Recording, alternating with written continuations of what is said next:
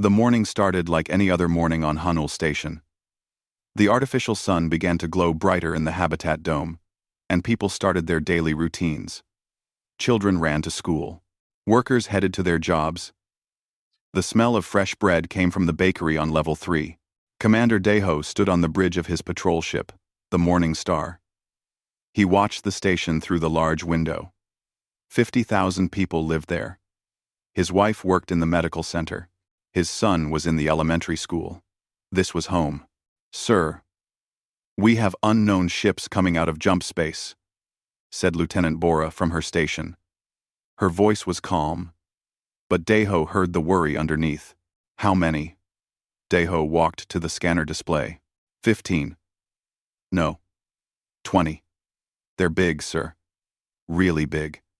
Bora's fingers moved quickly across her controls. "They're not broadcasting identification codes." Deho felt his stomach tighten. He had 3 small patrol ships. They were meant to stop pirates and smugglers, not fight a fleet. "Send a message to Earth Command. Tell them we have unknown military vessels in our space. Then hail those ships." The communication officer, Young Su, opened a channel. "Unknown vessels. This is Hanul Station Defense Command. Please identify yourselves and state your purpose." For a long moment, there was only silence. Then, the main screen filled with a face that made everyone on the bridge freeze. It was reptilian, with dark green scales and yellow eyes that had no warmth in them. 4 horns curved back from its head. "I am Overlord Thrace of the Vrelon Dominion," the creature said. Its voice was deep and cold. "You will surrender this station immediately. You will surrender all human territory in this sector. You have 10 minutes to comply." Deho stepped forward. "This is Commander Deho. We are a civilian station. We need time to contact our government. This is a matter for diplomats, not military forces." Thrace's mouth opened, showing rows of sharp teeth. It might have been a smile. "You misunderstand, human. This is not a negotiation. This is an order. You have 9 minutes now." The screen went dark. Station Administrator Murray rushed onto the bridge. She was a small woman with gray hair, but her eyes were sharp and strong. "What's happening?" "They want us to surrender everything," Deho said. "No warning. No talks. Just surrender." Mireille looked at the sensor display showing the Vrelon fleet. "How long until Earth can send help?" 12 hours for the nearest patrol group," Bora said quietly. "We can't fight them," Youngsu added. "Those are warships. Big ones. We have 3 patrol boats." Mireille pulled out her communication pad. "I'm going to try to talk to them. Maybe I can buy us time. Start evacuating people to the emergency pods. Quietly. Don't start a panic." Deho wanted to argue, but he knew she was right. "Do it," he ordered his crew. Mireille sent a message to the Vrelon flagship. She explained that they were civilians. She said they needed time to contact Earth. She promised they would not resist if Earth agreed to talks.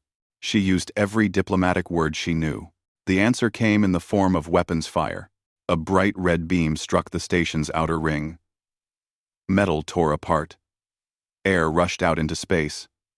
Alarms screamed throughout the station. Deho watched in horror as an entire section simply disappeared. 3,000 people lived in that ring. "Return fire," he shouted, even though he knew it was useless. The Morning Star and its 2 sister ships fired their small railguns at the Vrelon fleet. The shots bounced off the alien shields like rain on a window. The Vrelon didn't even bother to shoot back at first. They just kept firing at the station. Another section exploded. Then another. The school was hit. The medical center vanished in a ball of fire. Deho's hands gripped the console so hard his knuckles turned white. His family was down there. "All ships, cover the evacuation pods," he ordered. His voice cracked, but he kept talking. "Protect the civilians. That's all that matters now." The emergency pods started launching. Small ships carrying 50 or 100 people each.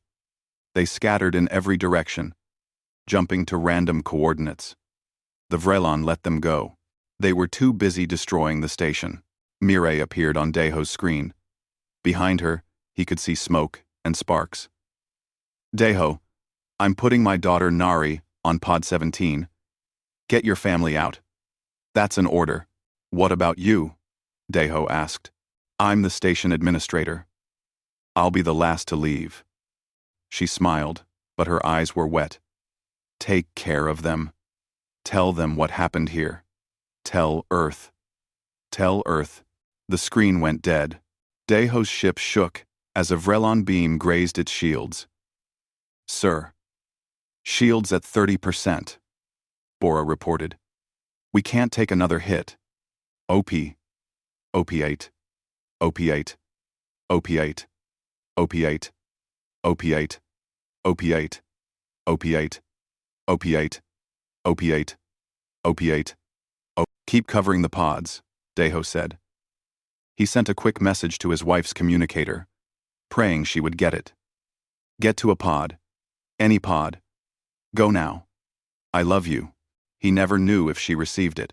For 2 more hours, the 3 human ships dodged and weaved, drawing fire away from the escaping pods. The Vrelon seemed to enjoy the game. They could have destroyed the human ships instantly, but they played with them like a cat with mice. Finally, Pod 17 cleared the danger zone and jumped to safety. Deho saw its signal disappear from his sensors. At least some people would survive. At least they could tell the story. Sir, the Vrelon are hailing us, Youngsu said. Thrace appeared on screen again. Behind him, Hanul Station was a burning wreck. Your resistance was brave but pointless. Tell your leaders, this is what happens to those who make us wait. Surrender your other colonies within 1 week, or they will share this fate. You murdered civilians, Deho said. His voice was quiet, but it shook with rage. Families. Children. They had nothing to do with any military. They were humans, Thrace replied. That is enough. 1 week, Commander. Tell your people. The screen went dark. Minutes later, the Vrelon fleet jumped away, leaving the wreckage behind. Deho's ship limped toward the nearest safe port with the other 2 survivors. Behind them, Hanul Station's remains drifted in the darkness. Of 50,000 people, only 3,000 had escaped, 47,000 dead in less than 4 hours. As they flew away, Deho recorded everything. Every sensor reading, every communication, every image of the destruction. He sent it all to Earth with a simple message. They didn't ask. They didn't negotiate. They just killed us. Across the galaxy, on hundreds of worlds and stations, people watched the footage. They saw the burning station. They heard Thrace's cold words. Most expected Earth to do what every other species did when the Vrelon struck. They expected humans to negotiate, to surrender, to pay whatever price the Vrelon demanded. The Vrelon expected it too. They broadcast their victory across all channels, showing the destroyed station. They announced that humanity had 1 week to surrender 12 colonies and send massive amounts of resources. They waited for Earth's reply. But Earth was silent. In that silence, something was building. The Vrelon didn't know it yet. But they had made a terrible mistake. They had assumed humans were like everyone else in the galaxy. They assumed violence was just another tool for negotiation. They were wrong. In the darkness of space, among the debris of Hanul Station, a single message buoy activated. It was programmed to repeat one thing over and over. They came without warning. They killed without mercy. Remember Hanul Station. Remember what they took from us. The message would play for years, but by then, the galaxy would have learned something new about humanity. Something the Vrelon learned too late. Humans don't negotiate with murderers. The Galactic Council Chamber was the most impressive building on the neutral station of Unity Point. Representatives from 300 species gathered in the massive dome. The air filters worked overtime to handle the different atmospheres each species breathed. Ambassador Kyungmin sat in the human section, his face showing nothing. He was a thin man, with gray streaks in his black hair. He had been a diplomat for 20 years. He knew how to hide his feelings. But inside, he was burning with anger. The Chitauri representative clicked its mandibles together, the insect-like alien's way of calling for attention. We have called this emergency session because of the unfortunate incident at Hanul Station. Unfortunate incident? Kyungmin's assistant, Borum, whispered angrily beside him. They're calling it an incident? Kyungmin put a hand on her arm. Wait, he whispered back. The Chitauri continued. The Vrelon Dominion has made its demands clear. Humanity must surrender 12 colony worlds, provide resource tributes for 20 years, and formally acknowledge Vrelon's superiority in that sector. These terms are actually quite generous. A murmur of agreement spread through the chamber. The Morsan delegate, a being that looked like a large seal with tentacles, spoke next. Its words came through a translator. The Chitauri speaks wisdom. My people resisted the Vrelon 40 years ago. We lost millions. Now we pay tribute, but we have peace. Pride is expensive. Humans' lives are precious. More species voiced agreement. The Pelric's ambassador, a cat-like being with golden fur, looked sad but nodded. I call humans friends, but fighting the Vrelon is suicide. They are too strong. We have all learned this lesson. Please, learn from our mistakes. One by one, representatives spoke. All said the same thing in different ways.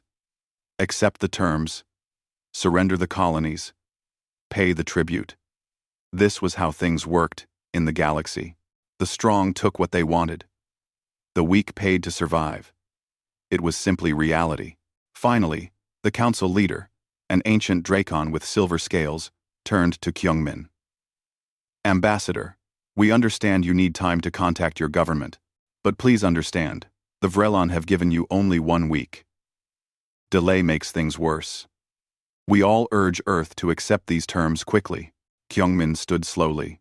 The chamber fell silent. He looked around at all the alien faces, so many different species, but all with the same look. They expected him to beg for better terms, to ask for help negotiating, to show fear.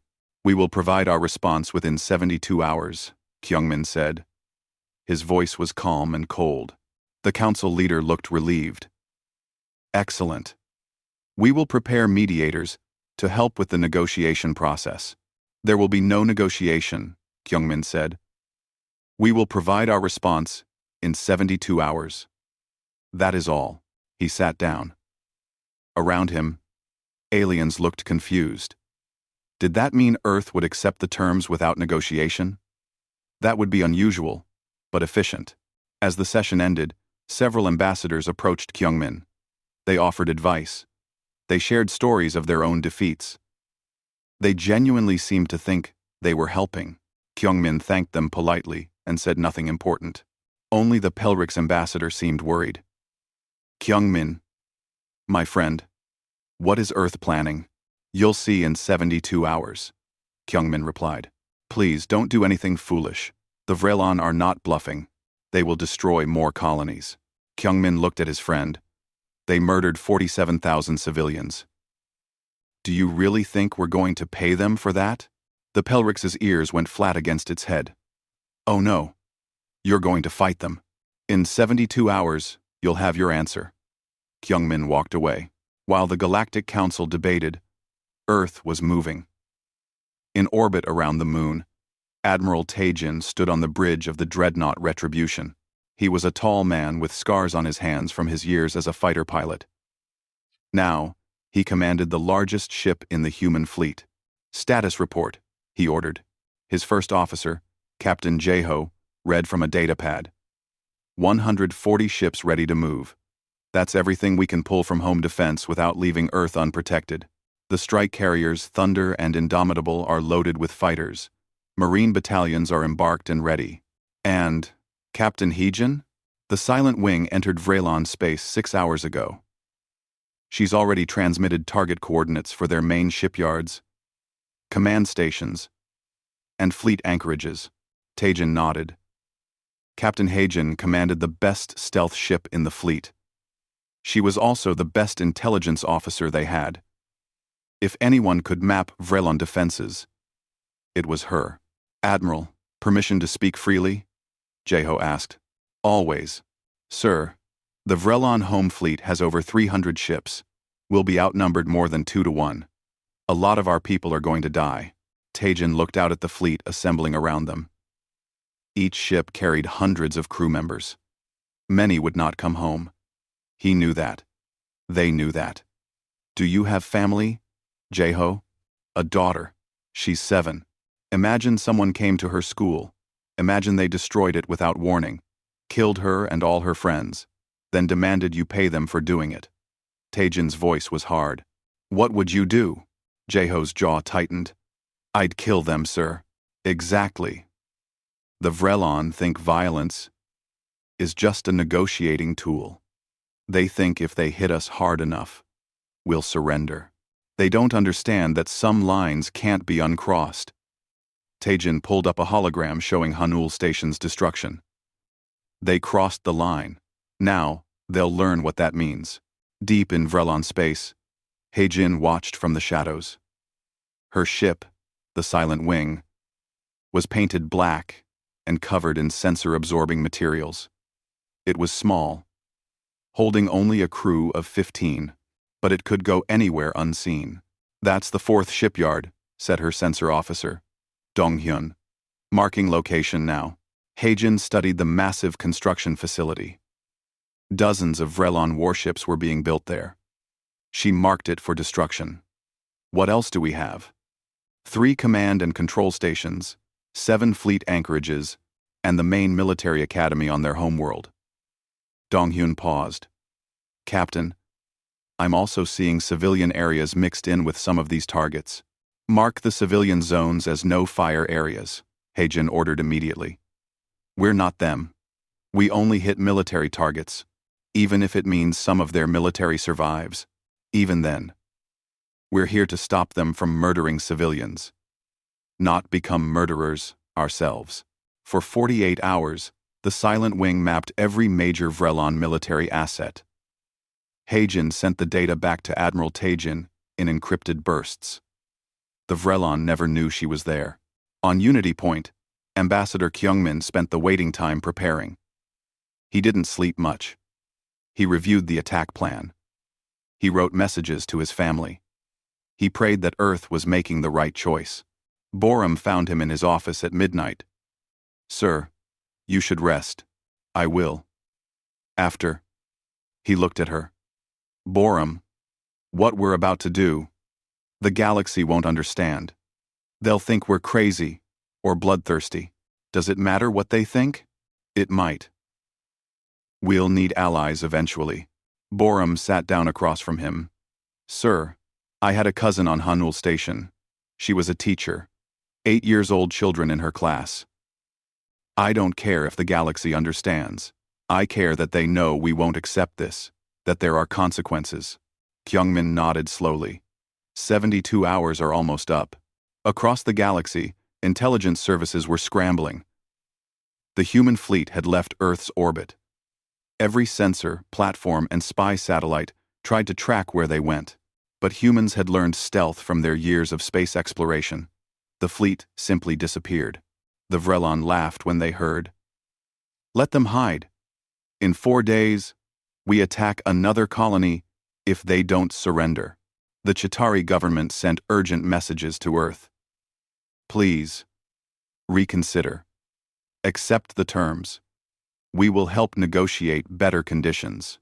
The Morsan offered to pay part of the tribute themselves if humans would just surrender.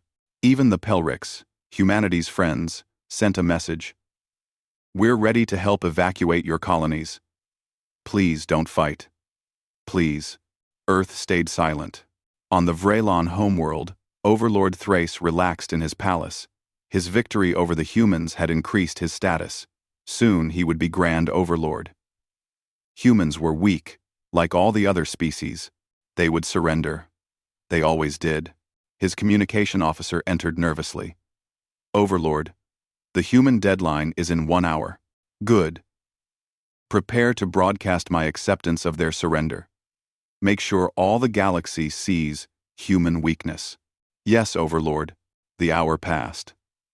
The Galactic Council gathered again, ready to witness Earth's surrender. Cameras were prepared to broadcast the moment to every world in known space. Kyungmin stood at the human podium. The chamber was completely silent. Earth has prepared its response, he said simply. Admiral Taejin will deliver it personally. A screen behind him activated. It showed Admiral Taejin on his bridge. Behind him, stars moved past the windows. He was in transit somewhere. People of the galaxy, Taejin began. The Vrellan Dominion murdered 47,000 human civilians without provocation. They targeted children, families, innocents who had no weapons and no soldiers. They did this to frighten us into surrender. The council members looked at each other. This sounded like it was leading to surrender. I'm here to tell you Earth's position, Taejin continued. His face was hard as stone. We don't negotiate with murderers. At that exact moment, the human fleet dropped out of faster-than-light travel, right in the middle of Vrellan space, and they opened fire. The first Vrellan to die never even knew what hit them. The humans arrived without warning, dropping out of faster-than-light space in perfect attack formation. Captain Hagen's target coordinates were exact. Every human ship knew exactly where to go and what to shoot. The main Vrellan shipyard at Kelthros Prime exploded in a series of bright flashes. Dozens of missiles struck simultaneously. Half-built warships tore apart. Construction docks collapsed. The facility that had built Vrellan warships for 200 years was gone in 90 seconds. Admiral Taejin watched from the Retribution's bridge as his fleet executed the attack plan. All ships, weapons free.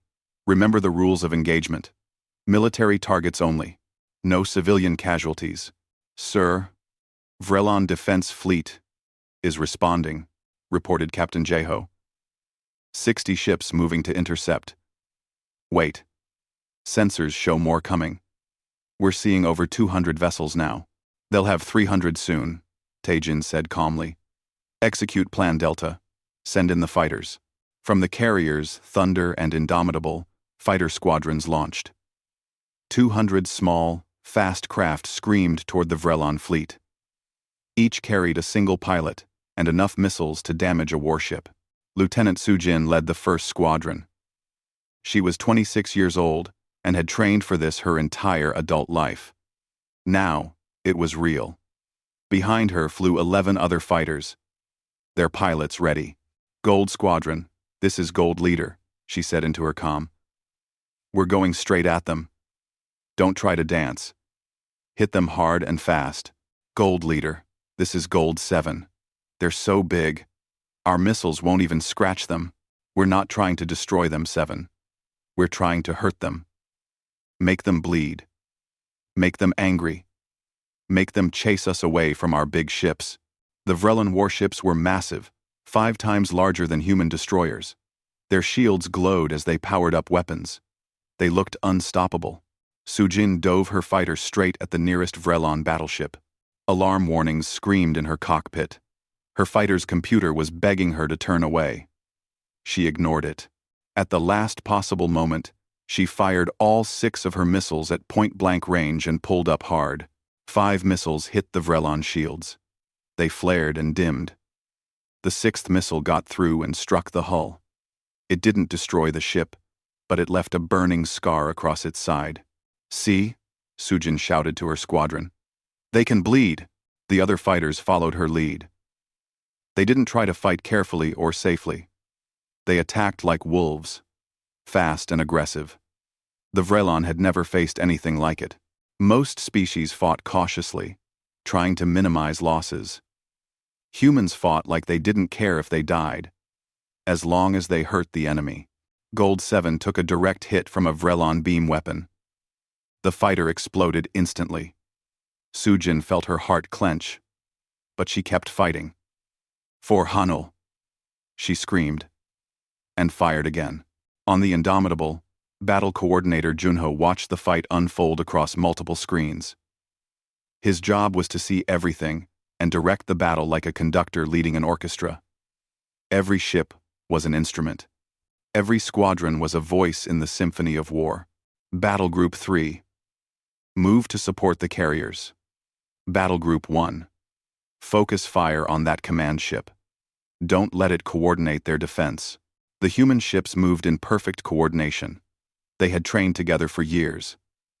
Now, that training showed. When a Vrellan ship focused on one human destroyer, two others would hit it from different angles. When the Vrellan tried to form defensive lines, human ships would break through at the weakest points.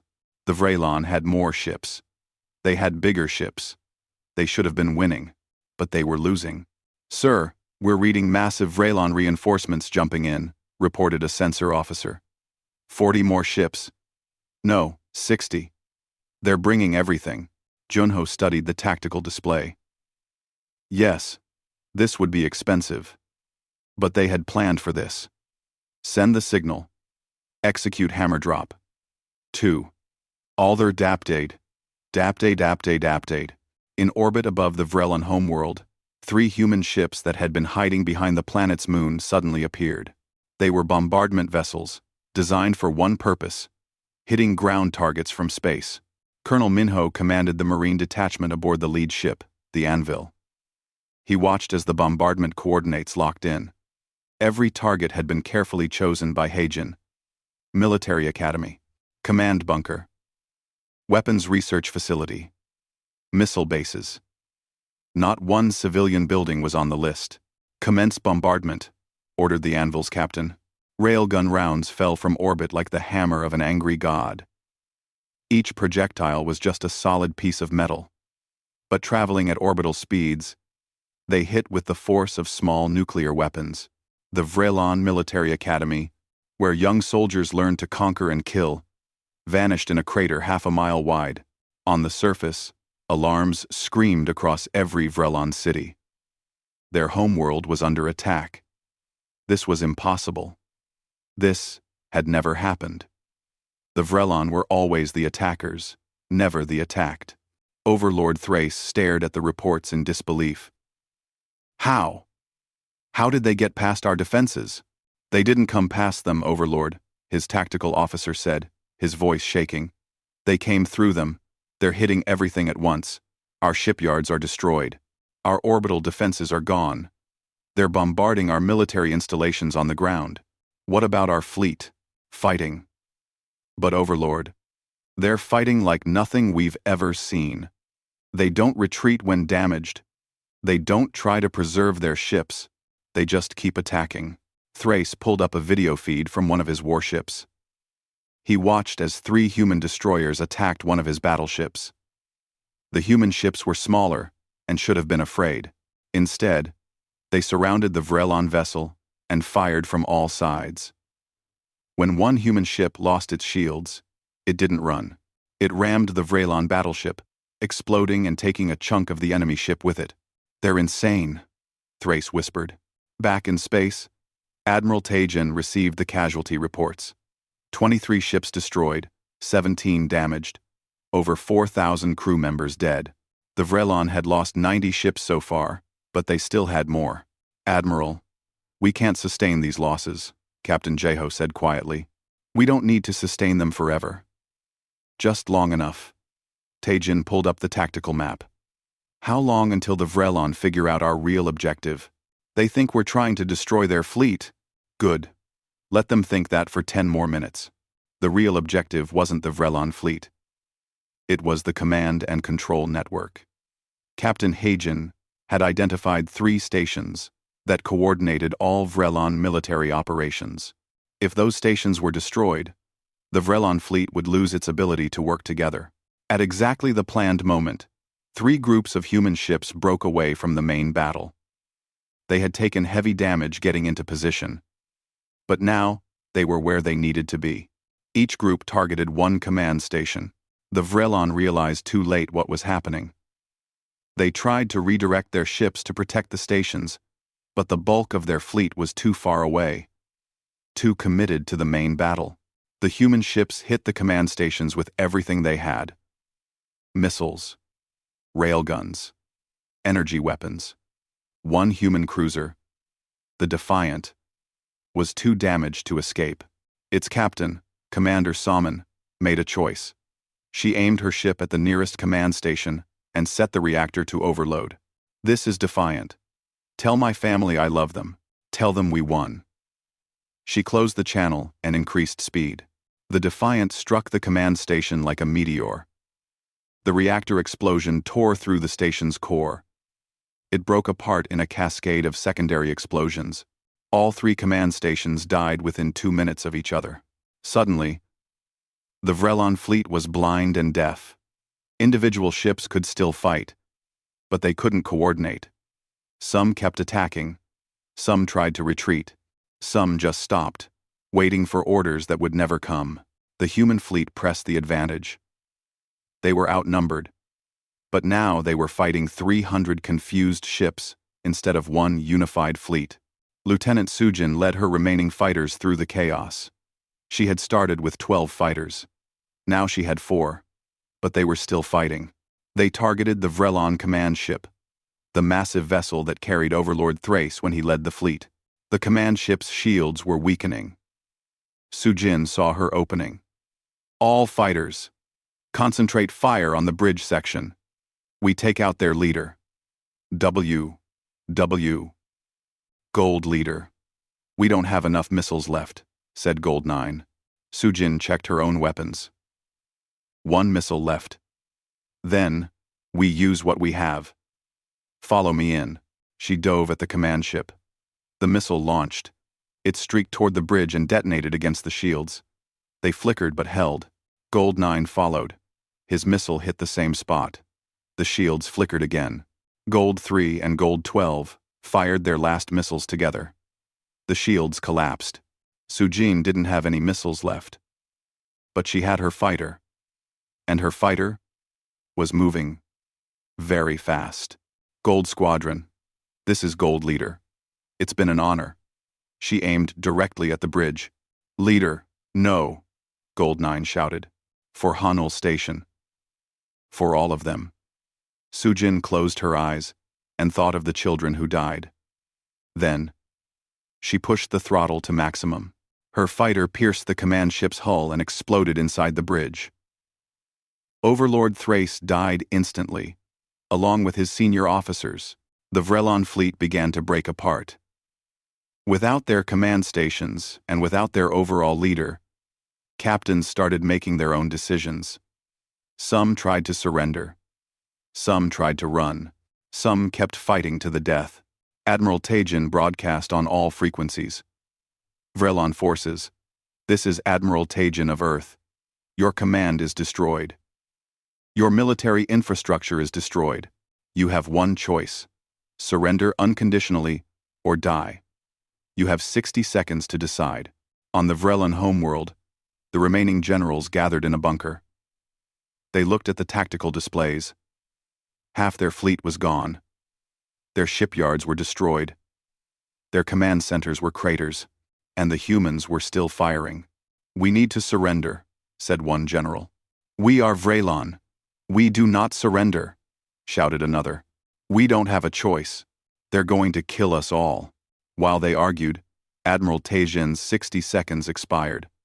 The bombardment resumed. Another military base vanished. Another research facility was destroyed. A young Vrelon officer, barely more than a cadet, grabbed the communication console. Human fleet. This is Vrelon Defense Command. We surrender. Please stop. We surrender. The bombardment stopped. The space battle stopped. In the sudden silence, the young officer's voice shook. Please. No more. We surrender. Tajin's face appeared on every screen across the Vrelon homeworld. This is for Hanul Station. You will surrender unconditionally. No negotiations. No terms. Unconditional. Your war criminals will be tried. Your military will be disarmed.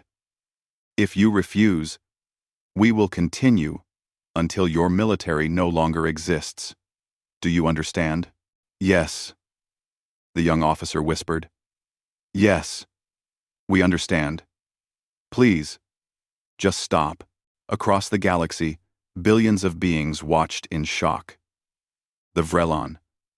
The mighty Vrelon, who had conquered dozens of species, had been defeated in less than a day. Not just defeated, crushed. And the humans had done it while following rules. They didn't target civilians. They didn't bomb cities. They didn't commit atrocities. They just destroyed everything that could make war. The galaxy was about to learn a new lesson. Some species negotiate with violence. Humans eliminate it. The Galactic Council chamber had never been so quiet. 300 species, each with their own delegates and assistants, all sitting in complete silence. On the massive central screen, the smoking ruins of Vrelon military installations burned. Ambassador Kyungmin stood at the human podium, his face calm. Inside, he was exhausted. He hadn't slept in 3 days, but he couldn't show weakness. Not now. The Chitauri representative was the first to speak. Its mandibles clicked rapidly, a sign of extreme agitation. This is unprecedented. The Vrelon are surrendering. They're actually surrendering. They massacred 47,000 civilians, Kyungmin replied simply. Did you expect us to pay them for it? We expected you to negotiate. The Chitauri's voice rose. This is how civilized species behave. You don't just attack. You talk. You find compromise. Number. Compromise? Kyungmin's voice went cold. Tell me, what's the compromise between 47,000 dead children and 0 dead children? Please, I'd love to hear it. The Chitauri had no answer. The Morsan delegate spoke next, its translator making its words sound sad and disappointed. You have won your war, humans. But at what cost? We hear your casualties were severe. Thousands dead, many ships destroyed. And for what? You could have paid tribute. Your people would still be alive. You're right, Kyungmin said. We lost thousands. But if we had paid tribute, what happens next time? What happens when the Vrelon demand more? Or when another species sees that humans can be terrorized into surrender? He looked around the chamber. We sent a different message. Touch our civilians, and there's no negotiation, only justice. Justice? The Draken Council leader's voice was sharp. You call this justice? You nearly destroyed an entire species' military. Number 5. Number 5. Number 5. Number 5. Number 5. Number 5. No. We did destroy their military capability. And yes, that's justice. They used their military to murder innocents, so we removed their ability to do it again. Kyungmin pulled up an image on his screen. It showed a Vrelon city, completely intact. Notice something? Every civilian area is untouched. We could have bombed their cities. We could have killed millions. We didn't. We're not monsters. We're just not willing to reward monsters. A new voice spoke up. It was the Pelric's ambassador, Kyungmin's friend. The council needs to hear something. My government has analyzed the human attack. Every single target was military. Not one civilian casualty on the Vrelon homeworld. Of course we were precise, Kyungmin said. We're not trying to commit genocide. We're trying to stop it. Across the galaxy, other species were having similar conversations. In the Krellian Empire, a war council was meeting. The Krellians were large, bear-like creatures who had built their empire through conquest and raiding. General Torvin stood before the Emperor. Your Majesty, I strongly recommend we cancel Operation Longreach. Operation Longreach was the planned raid on 3 human mining colonies. The Krellians had been preparing for months. Easy targets, they thought. Rich resources. Weak defenses. Cancel. The Emperor's voice rumbled like thunder. Because the humans defeated the Vrelon? The Vrelon were overconfident. We will be smarter. With respect, Your Majesty, it's not about being smart. Torven pulled up tactical data. The humans lost 4,000 personnel and 23 ships. In exchange, they destroyed over 300 Vrelon warships and completely eliminated Vrelon military infrastructure. That's a 15-to-1 kill ratio against a numerically superior force. So, we are not Vrelon. No, but we're not as strong as the Vrelon either. Torvin let that sink in. And here's what worries me most. They didn't negotiate. At all. The Vrelon expected talks, expected compromise. The humans just attacked. If we raid their colonies, they won't ask why. They won't demand we return stolen goods. They'll come to our homeworld and do to us what they did to the Vrelon. The Emperor was quiet for a long moment. Finally, he spoke. Cancel Operation Longreach. Similar conversations happened across dozens of aggressive species. The Thexian war clans, who made their fortune from slavery raids, quietly marked all human space as forbidden territory. The Korthan hegemony, who regularly demanded tribute from weaker species, decided humans weren't actually that weak after all. On the Vrelon homeworld, Colonel Minho led the first human troops to land since the battle. His Marines came in full combat gear, weapons ready. But they came as peacekeepers, not conquerors. Remember, Minho told his troops, we're here to secure war criminals for trial and make sure they can't rearm. We're not here to hurt civilians. Anyone who threatens a civilian answers to me personally. Understood? Sir, yes, sir.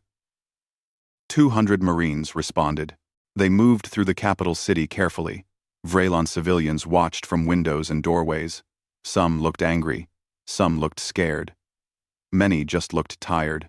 A young Vrelon female approached Minho's group. She was small, probably a child by their standards. She held something in her hands. Minho's troops raised their weapons. Sir, she might be a threat. Stand down, Minho ordered. He knelt to the child's level. Hello. What's your name? The child's translator device spoke in human language. Shira. Are you going to kill us? Minho felt his heart break a little. No. Shira. We're not here to kill anyone. We're here to make sure the people who started the war can't hurt anyone else. Do you understand? My father was a soldier, Shira said quietly. I'm sorry for your loss. He told me humans were weak. He told me they would surrender. Shira looked up at Minho with large, sad eyes. Was he wrong? About us being weak? Yes. About surrendering? Minho thought carefully about his words. Shira, your father, and the other Vrelon leaders made a bad choice. They hurt people who couldn't defend themselves. When you do that, you don't get to negotiate. You get stopped. We're here to make sure it doesn't happen again. Shira held out what she was carrying. It was a flower, one of the local species that grew in the city parks. For Hanul Station. I'm sorry. Minho took the flower gently. Thank you, Shira. That's very kind. The image of that moment, a human soldier accepting an apology from a Vrelon child, spread across the galaxy. It showed something unexpected. Humans could be terrifyingly violent against those who hurt innocents, but they weren't cruel. They weren't monsters. They just had a very clear line that couldn't be crossed. Back at the Galactic Council, Ambassador Kyungmin was presenting Earth's demands. The Vrelon leadership, who ordered the attack on Hanul Station, will be tried for war crimes. The trials will be public and observed by multiple species to ensure fairness. And what of Vrelon's government? Asked the Draken leader. They can rebuild their government however they wish.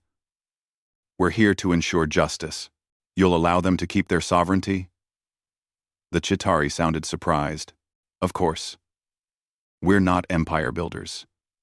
We just won't allow them to rebuild their military to genocidal levels. They can have defensive forces, but no more fleets designed to terrorize civilians. A new voice spoke up. It was Ambassador Torkel of the Pelrics. On behalf of the Pelrics Coalition, I wish to propose something. We call it the Hanul Protocols. The chamber's attention turned to the cat-like alien. For too long, our galaxy has operated on a simple principle. Might makes right. The strong do what they will. The weak suffer what they must. The humans have shown us a different way. Torkel stood and gestured to Kyungmin. They propose we establish standards. Rules about how warfare is conducted. Most importantly, rules that protect civilians from being used as terror weapons. The strong will never agree to this, the Morsan delegate said. The strong should be the first to agree. Kyungmin replied. Because if they attack civilians, they'll face what the Vrelon faced. Not negotiation. Not tribute. Justice. Over the next weeks, something remarkable happened. Species that had been victims of aggression for decades started speaking up. The Pelrics formally allied with Earth. The Morsan announced they would no longer pay tribute to the Korthan hegemony. Small species across the galaxy found their voice. When the Drakath Syndicate tried their usual tactic of demanding tribute from Pelrics colonies, the Pelrics' response was simple. No. And if you attack us, we'll call our human allies. Ask the Vrelon how that worked out. The Drakath withdrew. Judge Sangyun arrived on the Vrelon homeworld to oversee the war crimes trials. He was an older man. Stern, but fair. He had been a judge on Earth for 30 years before taking this position. Your Honor, said his assistant, a young woman named Jisoo. The Vrelon are requesting that their trials be held in private. They claim it's humiliating to be judged publicly. Denied, Songhyun replied. They committed their crimes in public. They'll face justice in public. The galaxy needs to see that consequences exist. The trials were broadcast across all known space. The evidence was overwhelming. Video of the attack on Hanul Station. Communications logs showing the order to fire on civilians. Testimony from survivors. The Vrelon military officers who had executed the order claimed they were just following commands. Sanghyun's response was firm. Following orders is not an excuse for murdering children. You had a choice. You made the wrong one. Now you face the consequences. Guilty verdicts came for all the senior leadership. The sentences were imprisonment, not execution. We're not executioners, Sanghyun explained. We're here for justice, not revenge. Dr. Unji, a human xenopsychologist, worked with survivors from both sides. She helped the survivors of Hanul Station deal with their trauma. She also worked with Vrelon civilians who were struggling to understand what their military had done. It's hard for them, Unji explained to a reporter. The Vrelon were taught that strength means the right to take what you want. Now they're learning that strength should mean the responsibility to protect the weak. It's a fundamental shift in thinking. Do you think they can change? The reporter asked. I think anyone can change if they want to. The question is whether they'll want to. Time would tell. But across the galaxy, something had shifted. For the first time in living memory, being powerful didn't mean being free to hurt others. It meant being responsible for protecting others. And everyone knew that humans were watching. Humans who had proven they wouldn't negotiate with murderers. They would just stop them. The message was clear. The galaxy had a new reality. Violence against civilians wasn't a negotiating tactic anymore. It was a death sentence for your military. 6 months had passed since the battle. The galaxy was a different place now. The Galactic Council chamber had been reorganized. Humanity now held a permanent seat at the central table, alongside the oldest and most powerful species. But the change went deeper than just seating arrangements. The entire way the council operated had shifted. Ambassador Kyungmin sat at the human seat, reviewing reports on his datapad. Beside him, his assistant Boram whispered, "The Hanul Protocol's vote is about to start." Kyungmin nodded. This was it. The moment that would determine whether the galaxy really wanted to change or just wanted humans to stop being scary. The Dracon Council leader called the session to order. We are here to vote on the proposed Hanul protocols. These protocols would establish clear rules about the treatment of civilians in warfare. They would create an enforcement mechanism for punishing species that commit atrocities. Before we vote, does anyone wish to speak? Ender. Ambassador Torkal of the Pelrics stood. The Pelrics Coalition speaks in favor. For too long, we've lived in a galaxy where might made right, where attacking civilians was just another tool. The humans showed us a better way. They showed us that justice is possible. The Morsan delegate rose next. The Morsan Federation also supports these protocols. We paid tribute to the Korthon hegemony for 40 years because they threatened our civilians. Now, with Earth's backing, we are free. We want that freedom for everyone. One by one, smaller species voiced support.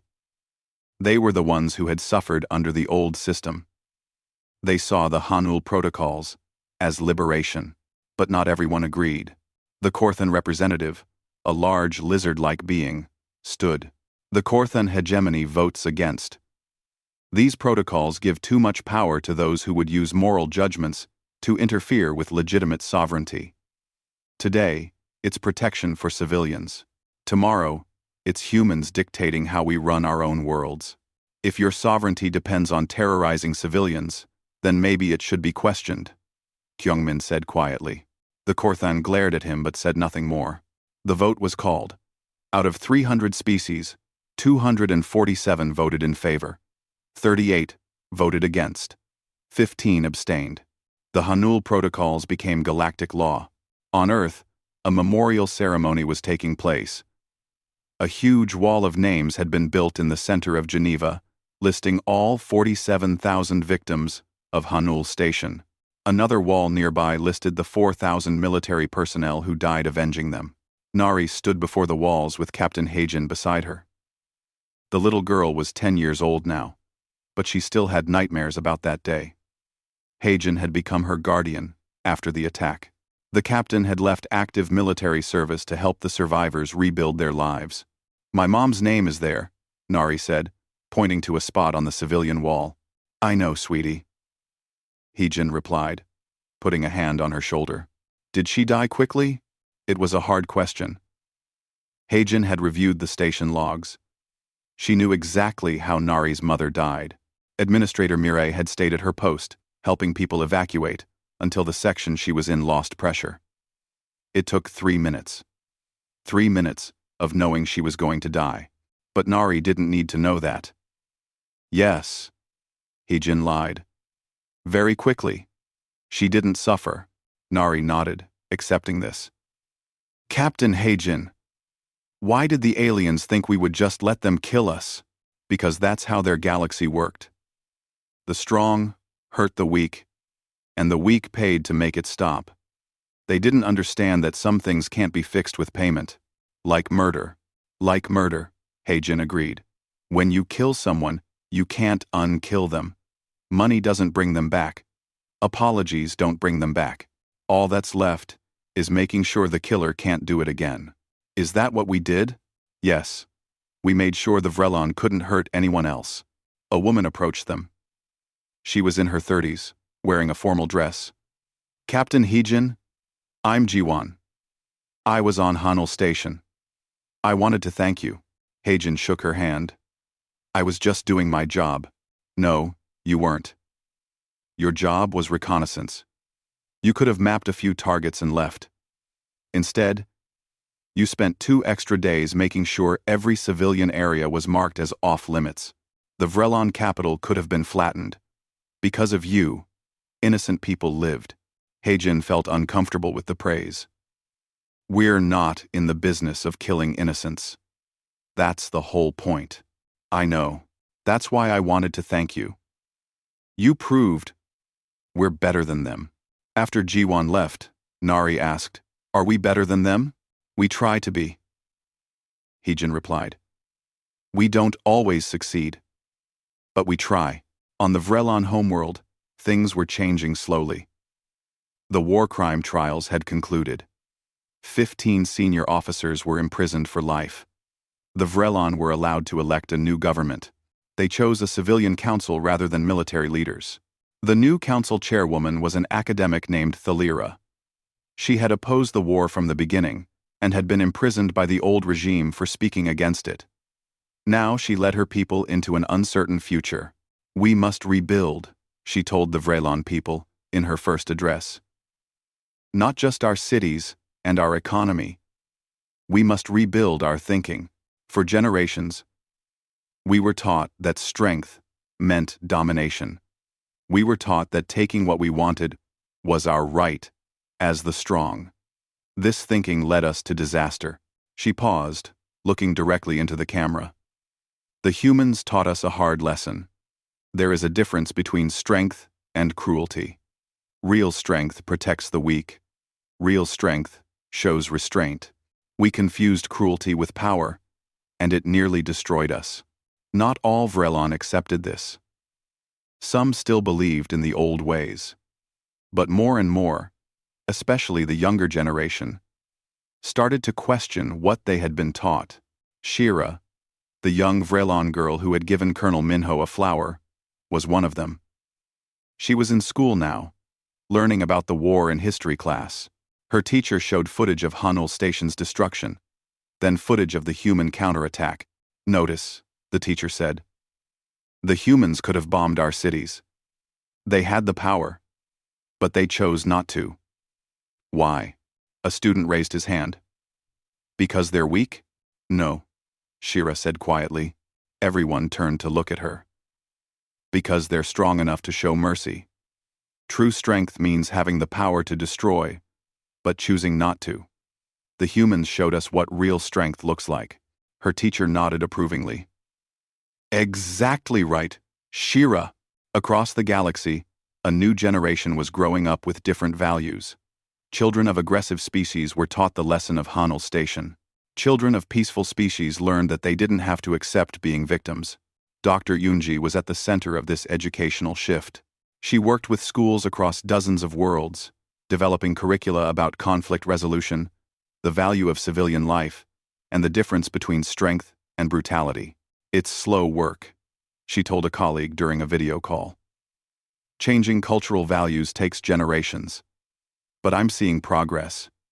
Young Vrelon who question their parents' beliefs. Young Krellians who think there might be better ways to gain resources than raiding. It's happening." "Do you think we can prevent another Hanul Station?" her colleague asked. "I think we can try. That's all anyone can do. Try to make things better." Quote, "In the military, changes were happening too. Admiral Tajin had retired after the battle, but his tactics were being studied by every species in the galaxy. Some studied them to learn how to fight like humans. Others studied them to make sure they never faced humans in battle. Captain Junho, who had coordinated the battle from the Indomitable, was now teaching at the new Galactic Military Academy. The academy was a joint institution where officers from multiple species trained together. It was part of the Hanul protocols, meant to build understanding between different militaries. "The key to the battle wasn't our weapons," Junho explained to a class of mixed species officers. "It was our mindset. We weren't fighting to win territory. We weren't fighting for resources. We were fighting for justice. When you fight for something bigger than yourself, you fight differently." A Chitauri officer raised a claw. "But instructor, your species lost thousands of personnel. Was justice worth that cost?" "Ask yourself this," Junho replied. "What's the cost of not fighting? If we had paid tribute, the Vrelon would have known they could kill civilians and profit from it. Then the Krellians would try it. The Thexians would try it. Soon, civilian deaths would just be normal. A tool of negotiation. How many would die then?" The Chitauri officer considered this. "More than 4,000. Exactly. Sometimes the cost of preventing evil is high, but the cost of allowing it is always higher."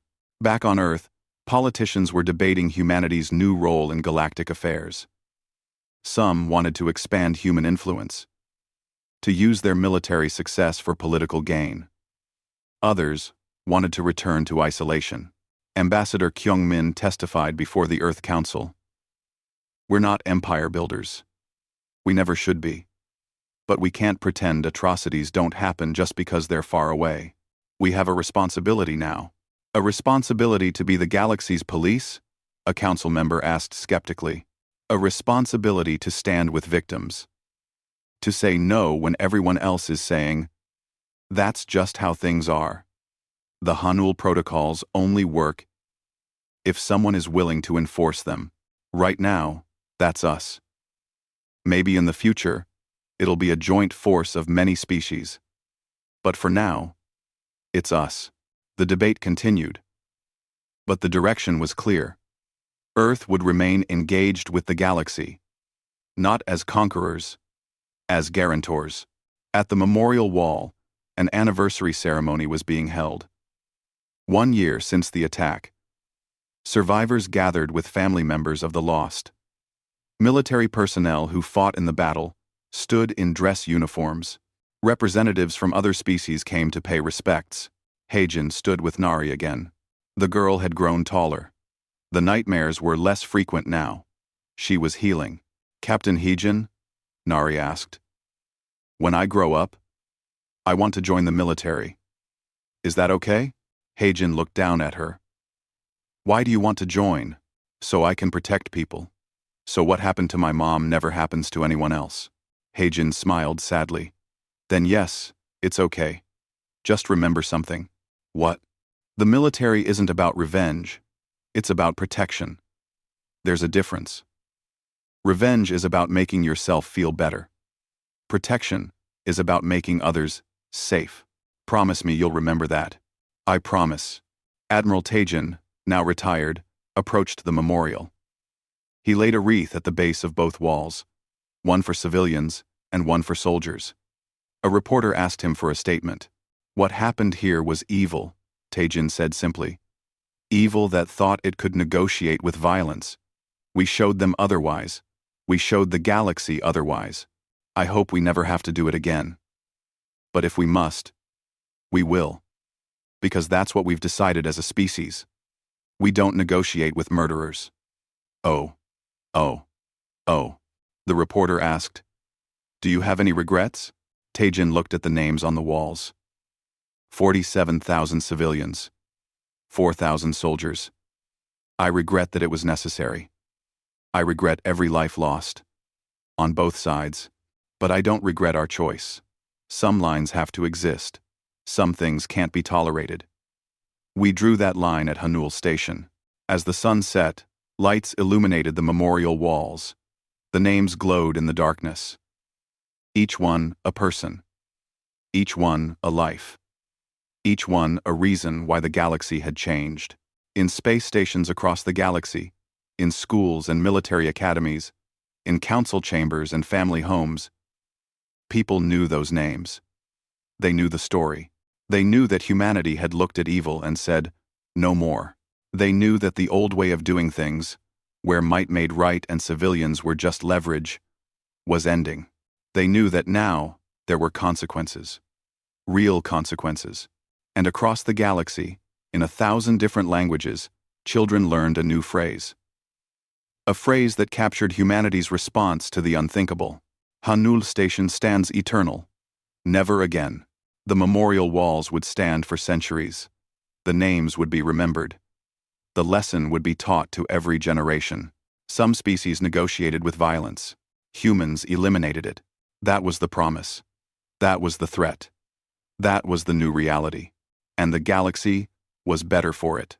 In a small apartment on Earth, Nari did her homework.